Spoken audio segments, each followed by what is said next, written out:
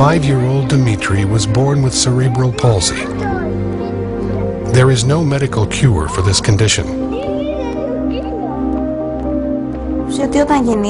When Dimitri was born, the doctors told us he might never be able to walk, never be independent, that he would have, since this was a chronic disease, certain damage to his health that he might never recover from. We had not tried any alternative. Personally, I trusted nothing but the standard approaches. Until some people we trusted, because we knew them well, told us about Eric. We think of healing as getting up out of wheelchairs, vision returning, hearing returning, cancers disappearing, all sorts of things. And these things happen. They happen. The idea initially was just to attend a seminar that might show us some ways to help Dimitri as a family.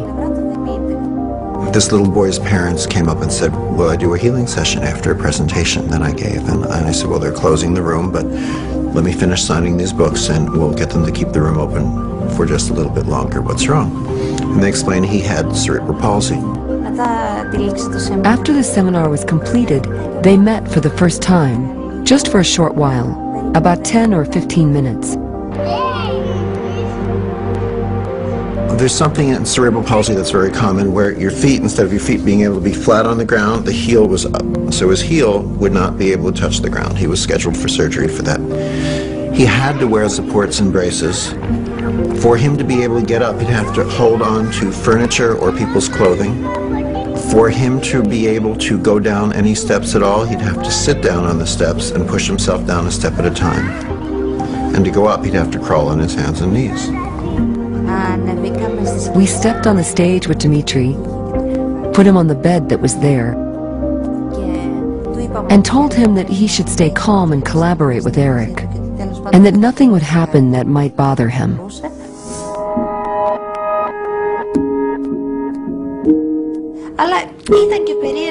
It was strange for us to think that this man was trying to heal him using his hands, and yet without actually touching him. He got up after 4 minutes and was not just walking, he was jumping and he was running.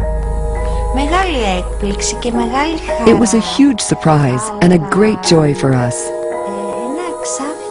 But at the same time, we were left wondering, how does this all work? So fast, so directly, and so effectively. He was walking properly, not standing on his tiptoes, and there was no need for anyone to help him climb the stairs, which was what usually happened. Other children may naturally walk up and down the stairs every day, but Dimitri, until recently, was unable to do this. So accomplishing such things is very important for him. They brought him back down for another session. He had one hand that was closed. I didn't know. He looked at me in Greek. He said, "Look, I can open my hand." He was just 5. He said, "It doesn't hurt anymore."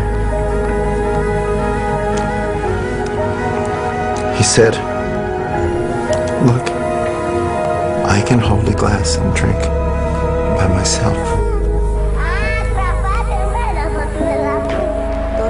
Now his fist is open. It is relaxed and cooperates with the left hand much better, which is very helpful. It's not always closed into a fist, which bothered him a lot. And when he wants to give us a hug, he used to do it with only one hand. Now he gives a full hug and says, "You see, I can do it. I'm a big boy now." Of course, his hand isn't fully functional yet, but together with the left hand, it works somehow, and he doesn't reject it. Perhaps the most fascinating aspect of reconnective healing is that it can be learned. Now, I didn't believe that this was something one can learn. I thought it was something only Eric was capable of doing. I didn't think I could acquire these skills too, and help you, my neighbor, my friend. But in the course of the program, right away we saw for ourselves that yes, you can indeed learn to help others. If you see the living example standing in front of your eyes, as we see our own child, then I think that yes, you believe it.